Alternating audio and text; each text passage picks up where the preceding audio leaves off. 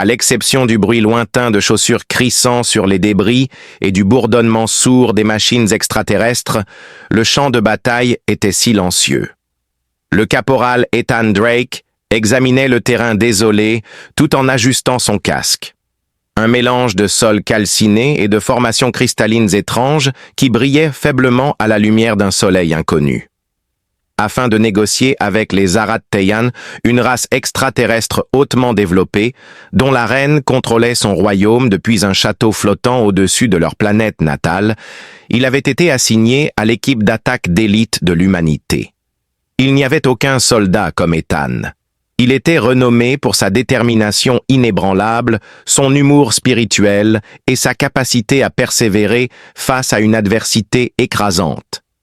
Ses camarades plaisantèrent souvent en disant qu'il était le seul capable de faire face à une menace interplanétaire sans reculer. Mais quelque chose ne se sentait pas bien aujourd'hui. Au fond de ses entrailles, pas dans le ciel ou à l'horizon. Cela le mordait comme une démangeaison insatiable dont il était incapable de se débarrasser. Ethan vit 2 autres soldats de chaque côté de lui alors qu'il se rapprochait du lieu de rendez-vous. Des personnes de grande taille portant des armures élaborées qui dégageaient une impression à la fois d'élégance et de danger. La monarque du peuple zaratien, la reine Veilitra, se tenait au milieu d'eux. Elle attirait l'attention simplement en étant là. Son long corps était couvert de robes fluides, aux motifs élaborés qui semblaient prendre vie et changer de couleur à chaque respiration. La fille de maman, la princesse Nixura, planait derrière maman, observant Ethan avec ses cheveux argentés brillants qui coulaient le long de son dos et ses yeux dorés perçants. Nixura avait plus que simplement de la beauté. Même les combattants chevronnés étaient arrêtés par son charme éthéré. Ethan, cependant, n'allait pas se laisser influencer. Pendant l'émission, il avait vu bien trop d'hommes succomber aux distractions, surtout lorsque ces distractions étaient déguisées en beauté et en force. Ainsi, lorsque Nixura s'avança, elle inclina légèrement la tête comme si elle examinait un spécimen d'un intérêt particulier. Ethan redressa les épaules et la regarda droit dans les yeux. « Humain, pourquoi n'aimes-tu pas ma fille ?» Le silence fut brisé par la voix à la fois autoritaire et douce de la reine Veilra. La question planait là, inattendue et pesante. Après avoir cligné des yeux une fois, Ethan dit sèchement « Elle n'est pas mon genre !» Les extraterrestres assemblés étaient choqués, mais aucun d'eux ne montra plus d'émotion que Nixura. Sa prestance royale vacilla momentanément, laissant place à ce qui aurait pu être de la blessure ou peut-être de la rage. Ethan était indifférent. Malgré le poids du regard de Nixure des soldats, comme lui ne pouvait se permettre ni l'amour ni la passion, certainement pas avec quelqu'un d'aussi surnaturel.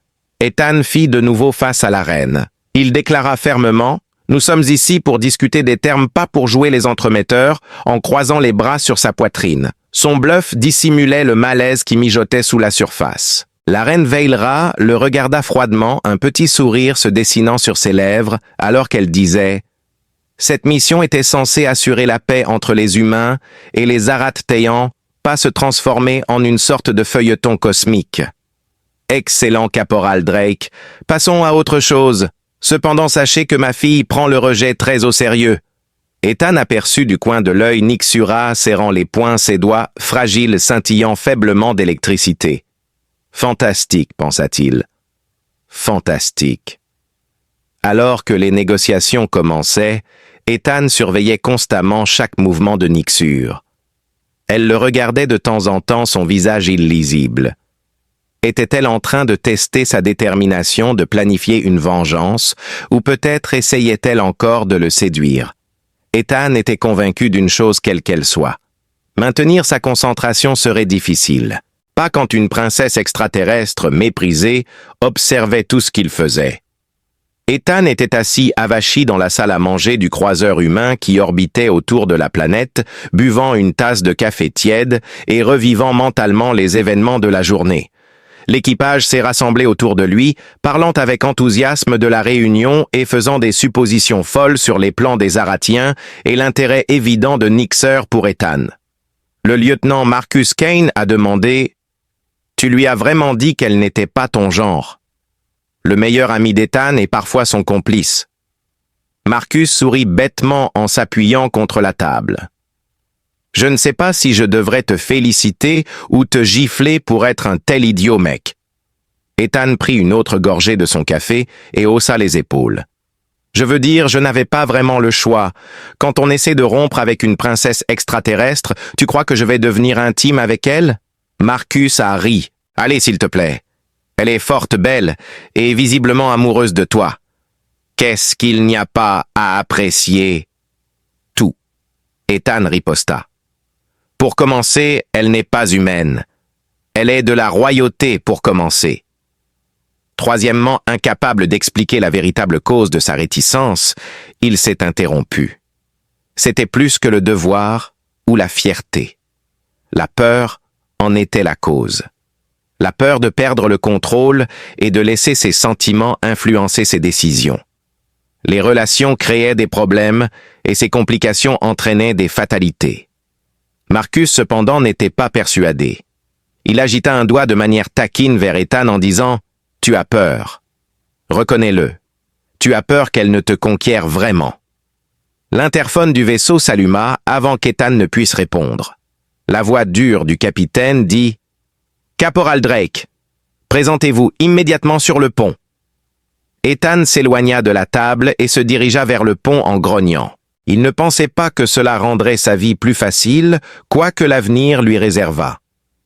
En arrivant, l'écran holographique montrait effectivement des images de Nixura se tenant à l'extérieur de la citadelle avec un groupe de gardes zaratiens autour de lui. La lumière pulsait régulièrement alors qu'elle tenait une orbe scintillante dans les airs. « Elle te défie », dit le capitaine Reynolds en massant ses tempes, « pour combattre comme une seule unité. Ils acceptent nos conditions si tu gagnes. Si tu perds, » il fit une pause. Ethan fit une supposition sardonique. « Je deviens son mari trophée. » Ethan serra la mâchoire et dit « Quelque chose comme ça. » Bien sûr, elle emprunterait cette voie. Après tout, la fierté méritait d'être satisfaite. Il était incapable d'ignorer l'excitation qui le traversait cependant. Une bagarre. D'accord. Quoi qu'elle lui lance, il y ferait face. N'avait-il pas survécu à pire? Après tout, grande et sculptée dans le flanc d'une montagne, l'arène était éclairée par des champignons bioluminescents qui s'accrochaient à ses murs. Un murmure en direct remplissait la salle alors que des milliers de Zaratiens se rassemblaient pour assister. Nixura resplendissante dans une armure de combat qui étincelait comme de l'argent liquide se tenait au centre. Ses mouvements étaient précis et élégants alors qu'elle faisait tournoyer une lance dont la pointe était chargée d'énergie crépitante. Avec son fusil sur le dos, Ethan entra dans l'arène en portant son équipement de combat standard. Nixurus sourit en s'approchant, sa voix résonnant facilement dans toute la pièce. Il lui rendit son sourire. « Tu penses toujours que je ne suis pas ton genre humaine ?» Le combat commença avec la question « Tu penses toujours pouvoir me battre, princesse ?» Nixura tournoyait autour de lui avec une vitesse surhumaine, se déplaçant comme l'éclair. À cause de ses attaques incessantes, Ethan devait compter sur des réflexes qu'il avait développés au fil des années d'entraînement. Leurs épées s'entrechoquèrent, envoyant des étincelles volées. Chaque coup résonnait à travers l'arène. Même si elle était rapide, Ethan a pu se défendre, repoussant ses attaques avec une détermination sans faille. Nixura a une fois sauté dans les airs, tournoyant élégamment, avant de baisser sa lance dans un arc destructeur. Juste à temps, Ethan s'est roulé à l'écart. Des ondes de choc sont envoyées à travers le sol par l'impact. Elle fut obligée de reculer pendant un certain temps tandis qu'il ripostait en représailles. Le public, captivé par le spectacle, rugissait. Mais au milieu de la confusion, Ethan vit quelque chose d'étrange. Nixura n'était pas engagée dans le combat. Au lieu d'essayer d'arrêter complètement le duel, elle jouait avec lui, repoussant ses limites. Pour quelle raison voulait-elle encore gagner son amour? Ou aimait-elle simplement le défi? Ethan rassembla toute sa détermination et refusa de céder quelles que soient ses motivations. D'un coup de pied rapide, il la désarma lors d'une contre-attaque audacieuse. Nixura perdit momentanément ses défenses alors que la lance tombait au sol avec fracas. Puis d'un mouvement de poignet, elle invoqua une lance d'énergie pure, la gardant dans une position d'arme. « Rends-toi !» ordonna-t-elle d'un ton qui ne laissait aucune place à la discussion. Ethan fit une pause. Céder, c'était reconnaître la défaite et accepter le destin qui l'attendait. Cependant, abandonner signifiait aussi prévenir des morts inutiles. Il inspira profondément avant de baisser son fusil et de lever les mains en signe de reddition simulée. Comme s'il anticipait une tromperie, les sourcils de Nixir se froncèrent de manière suspicieuse et il dit « D'accord, princesse, tu as gagné ». Cependant, elle se détendit un peu quand Ethan ne résista pas et la sphère d'énergie disparut dans les airs. Elle fit un pas en avant et inclina la tête l'examinant de près. Avec une pointe d'interrogation dans la voix, elle dit « Pourquoi as-tu cédé ?»« Parce que, dit Ethan en croisant son regard, je n'ai plus rien à prouver. » Elle ne dit plus un mot, mais son visage s'adoucit, ne serait-ce qu'un instant. Elle se tourna et fit signe à ses gardes de l'emmener hors de l'arène. Même lorsqu'il l'escortait hors de l'arène, Ethan avait le sentiment désagréable que tout était loin d'être terminé. En aucun cas. Les jours passaient, et à chaque heure qui s'écoulait, les tensions entre les Aratéiens et les humains augmentaient.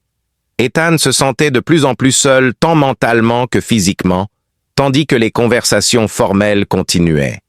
Selon qui racontait l'histoire des rumeurs sur son duel avec Nixura, circulait parmi l'équipage, le dépeignant soit comme un héros, soit comme un idiot. Nixur elle-même, quant à elle, continuait d'être mystérieuse. Elle parlait rarement directement à Ethan, mais apparaissait occasionnellement lors des réunions diplomatiques. Ethan était plongé dans la méditation un soir, lorsqu'il tomba sur une vue inattendue en se promenant dans les couloirs du croiseur. Devant lui, Nixura apparut, sa forme se matérialisant comme si elle était apparue de nulle part. Ethan saisit son arme de poing par réflexe de choc, mais réalisa ensuite qu'elle ne représentait pas une menace. Il demanda d'une voix basse, pour ne pas attirer l'attention, « Que fais-tu ici ?» avec un simple « Pour te voir ?» Elle croisa les bras sur sa poitrine en réponse. Elle paraissait différente de près, moins majestueuse et plus fragile. « Tu m'intrigues, humain. Peu oserais-tu me défier comme tu l'as fait ?»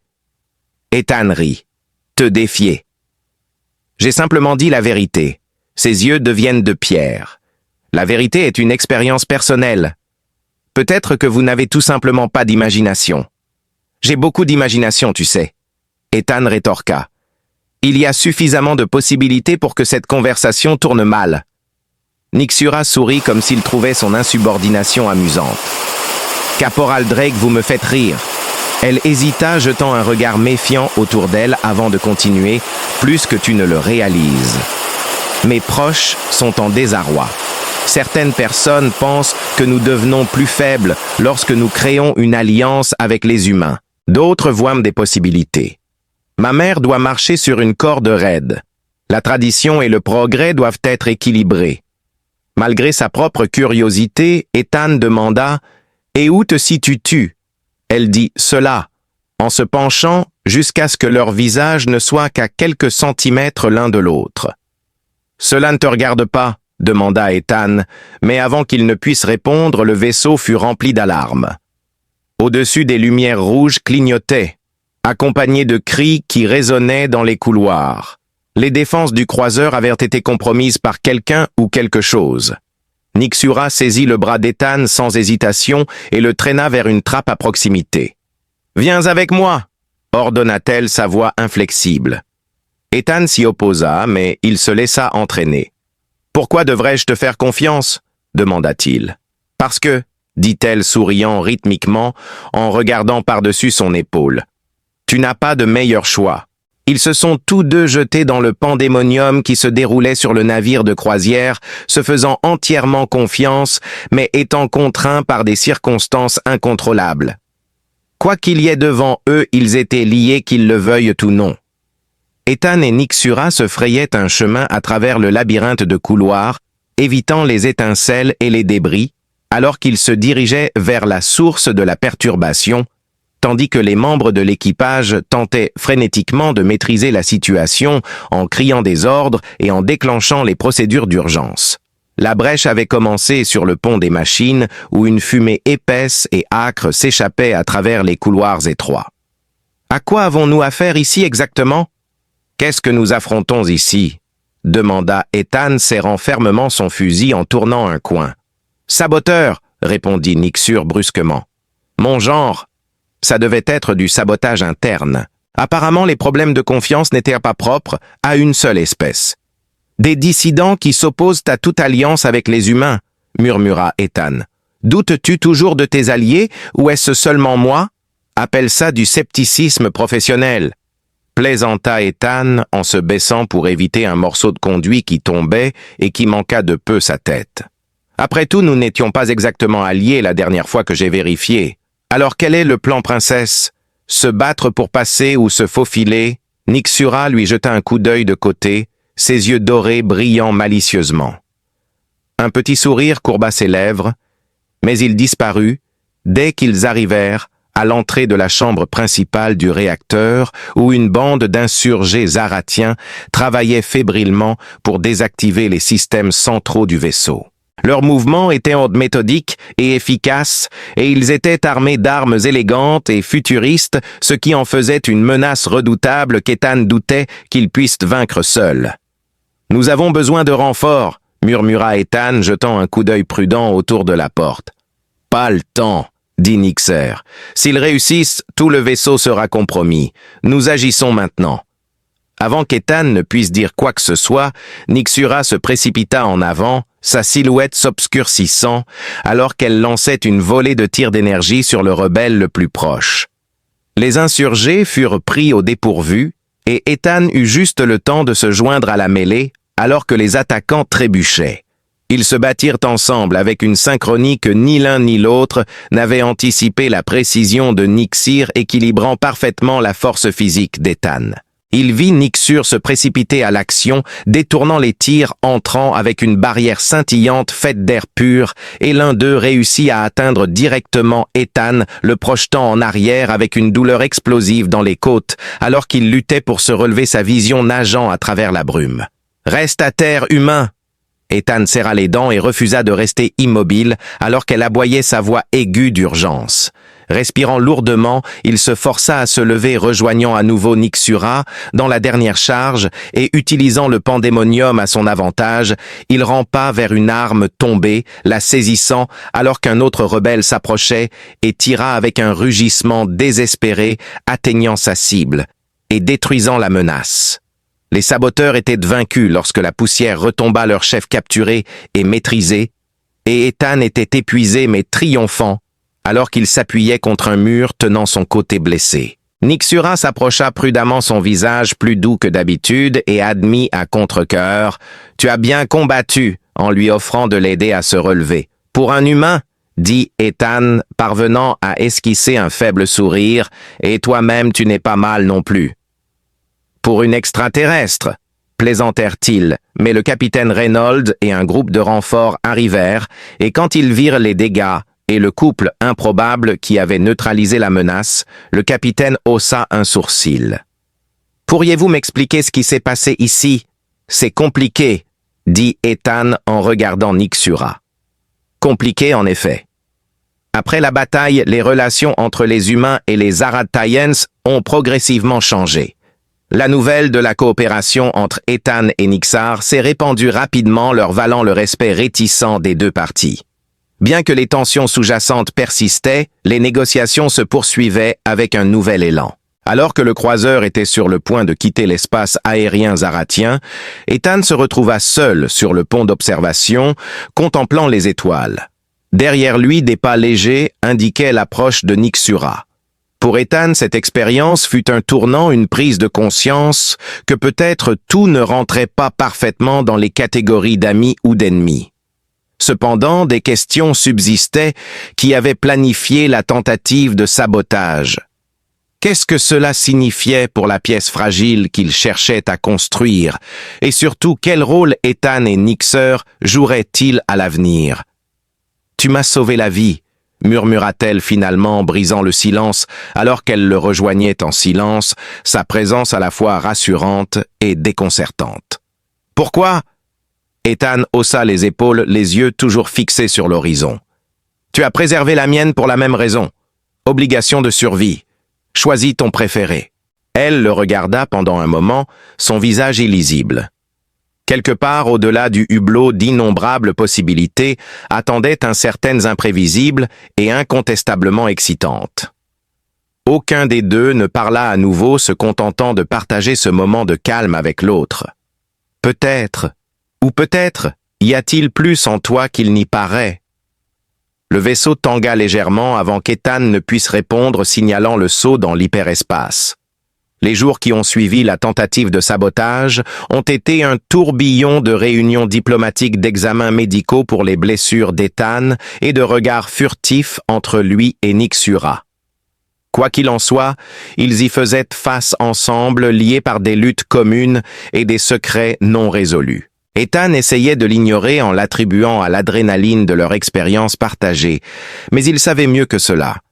Quelque chose chez Nixura s'était incrusté dans sa peau et ne voulait pas partir, même s'ils ne se parlaient presque jamais en dehors des contextes officiels. Il y avait un changement indéniable dans leur dynamique, une tension subtile qui crépitait comme de l'électricité statique chaque fois qu'ils étaient en proche l'un de l'autre. Nixura, en revanche, semblait tout aussi déchiré. Son attitude habituelle de distance royale vacillait autour d'Ethan, laissant place à des moments de vulnérabilité qu'elle ne savait pas comment gérer, et elle se retrouvait à traîner après la fin des négociations, soit en l'observant de l'autre bout de salle bondée, soit en souriant à son humour sec lors d'échanges enflammés.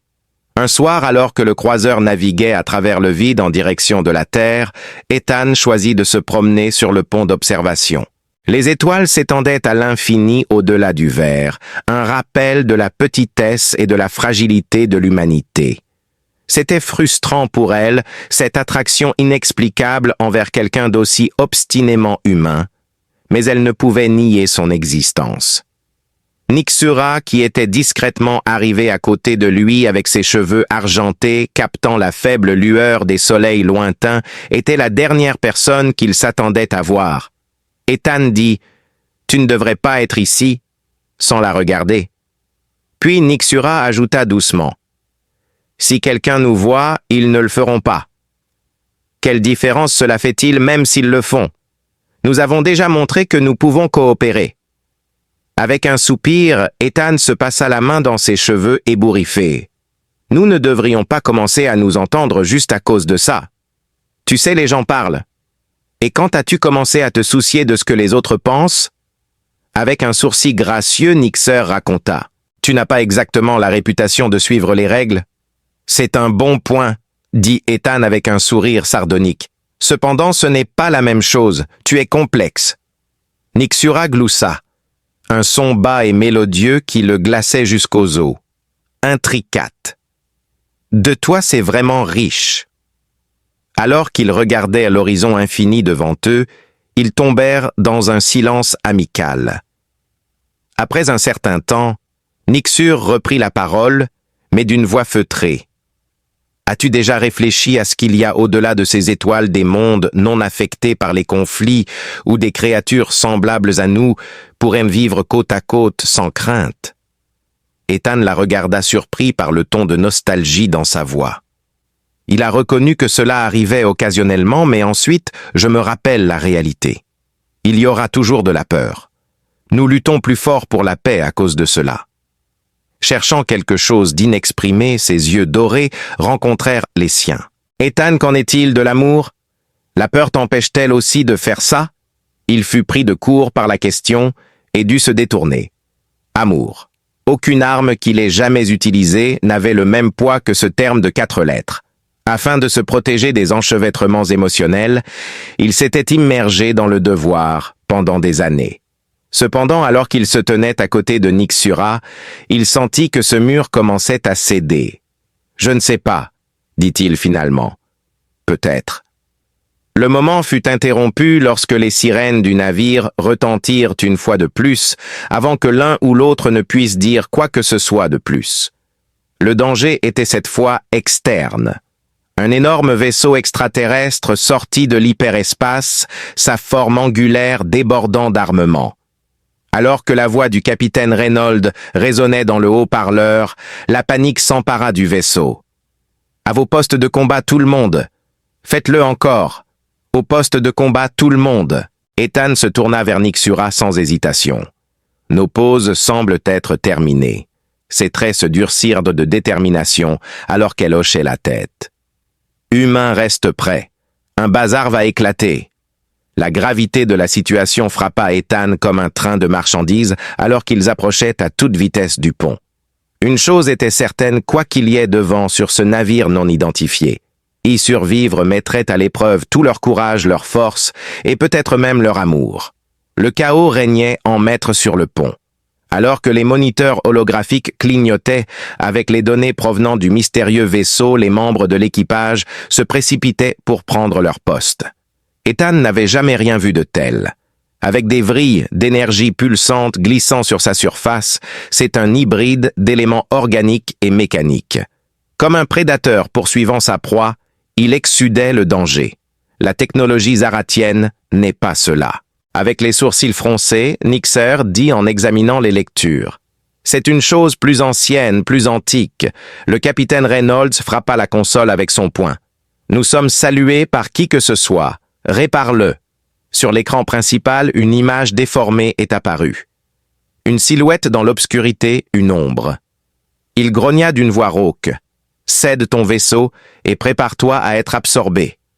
La résistance féodale existe. Ethan et Nixura échangèrent un regard sombre. Intégré. Ça a l'air d'être une horrible nouvelle. Ouais, dit Nixura, le visage grave. Ce sont les anciens Drahri supposés éteints. Ils dévorent des civilisations entières, s'emparant du pouvoir et des connaissances jusqu'à ce qu'il ne reste plus rien, amèrement pensa le grand Ethan. C'était exactement ce dont nous avions besoin avant que quiconque puisse élaborer une stratégie. Le croiseur était fortement secoué par la volée de rayons d'énergie du vaisseau Draciari. Des sections du vaisseau s'éteignirent alors que les alarmes hurlaient et que les systèmes tombaient en panne les uns après les autres. Ethan saisit le bras de Nixar au milieu du chaos. L'ingénierie est l'endroit où nous devons aller. En désactivant leur système de ciblage, nous pourrions peut-être nous faufiler. Elle fit une pause juste assez longue pour hocher la tête. Viens avec moi. Ensemble, ils se frayèrent un chemin à travers les couloirs endommagés, évitant les membres d'équipage paniqués et les cloisons qui s'effondraient. Ethan ne pouvait s'empêcher de remarquer à quel point ils collaboraient bien en cours de route. Malgré leurs différences, ils se font implicitement confiance, couvrent les angles morts et anticipent les actions de l'autre. Bien que cela soit émotionnellement et physiquement risqué, aucun des deux n'a eu le temps d'y penser. Ils ont appris l'étendue des dégâts en arrivant à l'ingénierie. Des fluides de refroidissement coulaient sur le sol et les consoles s'allumaient de façon incontrôlable. Le lieutenant Marcus Cain se tenait au milieu de la confusion, essayant désespérément de stabiliser le cœur du réacteur. Ethan cria « Marcus !» et se précipita pour rejoindre son ami. « Comment ça se passe ?» « Nous sommes dans de sérieux ennuis. Marcus a donné une réponse directe, ses noyaux devenant instables alors que la sueur coulait de son front. Nous allons exploser si nous ne libérons pas de plasma bientôt. » Nixura fit un pas de plus, les yeux calculants et perçants. Il pourrait y avoir une alternative. Elle ferma les yeux tandis que des flux de lumière tourbillonnaient sous ses doigts et posa ses mains sur la console la plus proche sans attendre la permission.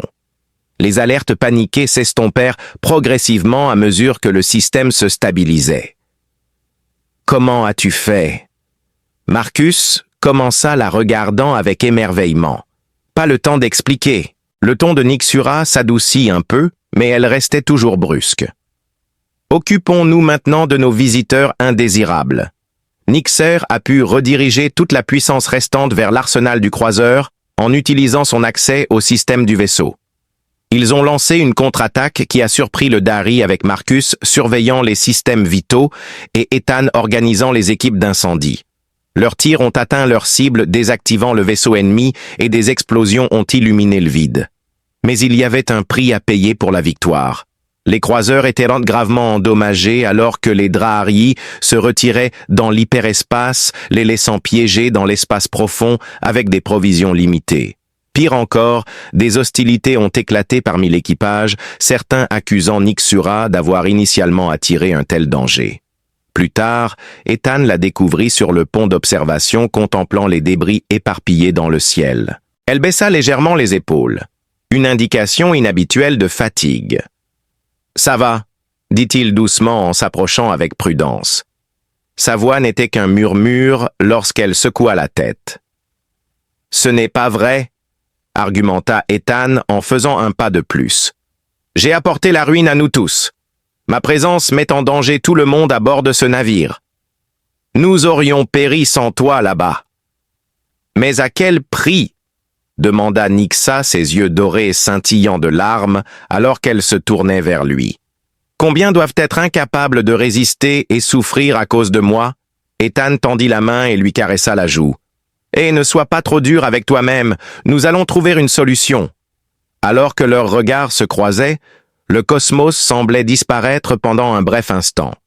Nixura se glissa lentement dans son étreinte, presque à contre-cœur, son souffle se coupant à mesure qu'elle se rapprochait de lui. Un baiser timide, doux mais intensément émotionnel sur le front a rapproché leurs lèvres. Ils se tenaient l'un à l'autre alors que le temps s'arrêtait.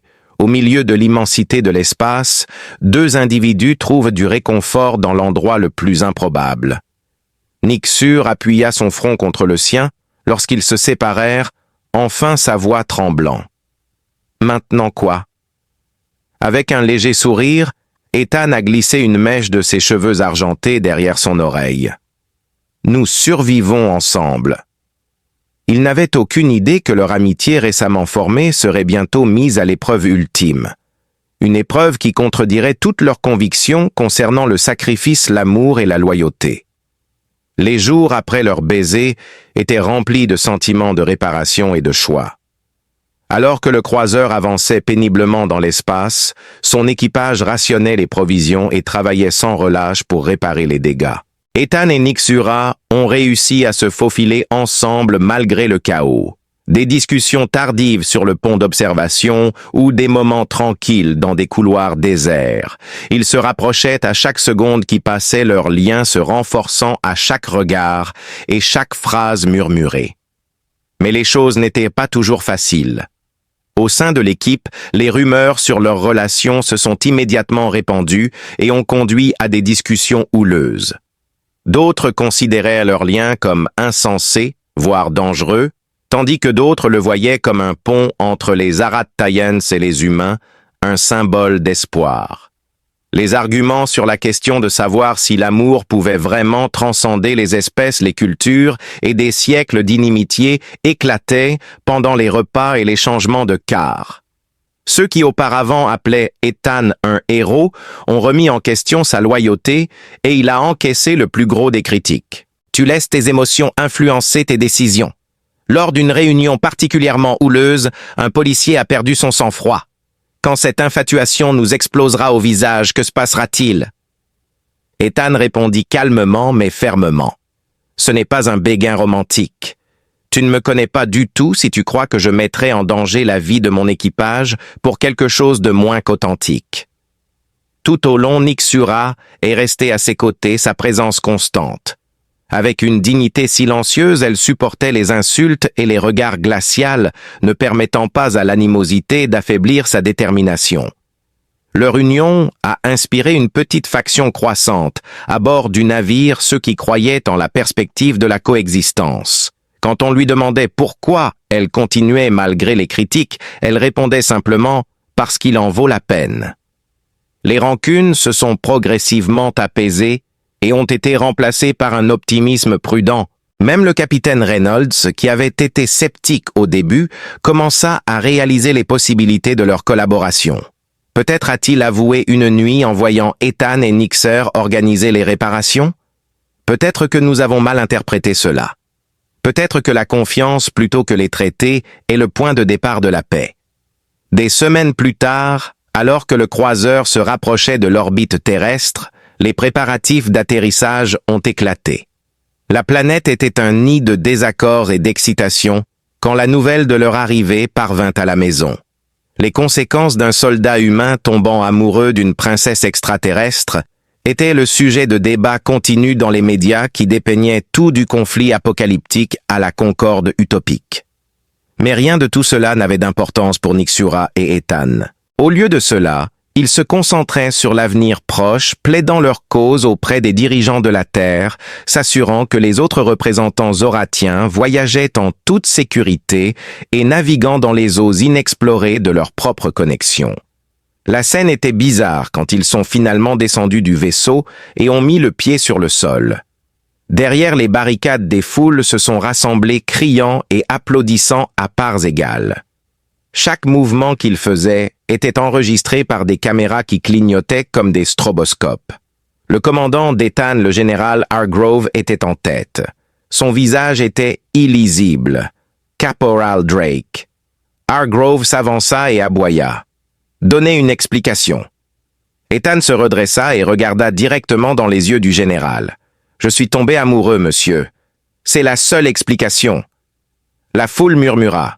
Cependant, Nixura s'avança avant que quiconque ne puisse répondre. Le son était étouffé par la force et la clarté de sa voix. « Je sais que vous êtes inquiet, général Hargrove, mais je veux que vous réfléchissiez à ça. Il n'y a pas de plus grand symbole de paix que deux personnes qui décident d'être ensemble malgré toutes leurs différences. » Le silence qui suivit fut profond. Puis, sans prévenir, Hargrove sourit. « Oh, putain, je n'aurais jamais imaginé que je survivrais. » Nixura lui serra fermement la main lorsqu'il la lui tendit. « Chère Altesse, bienvenue sur Terre. Ensemble, créons l'histoire. » Ethan et Nixura ont déployé beaucoup d'efforts au cours des mois suivants pour créer des liens entre leurs mondes.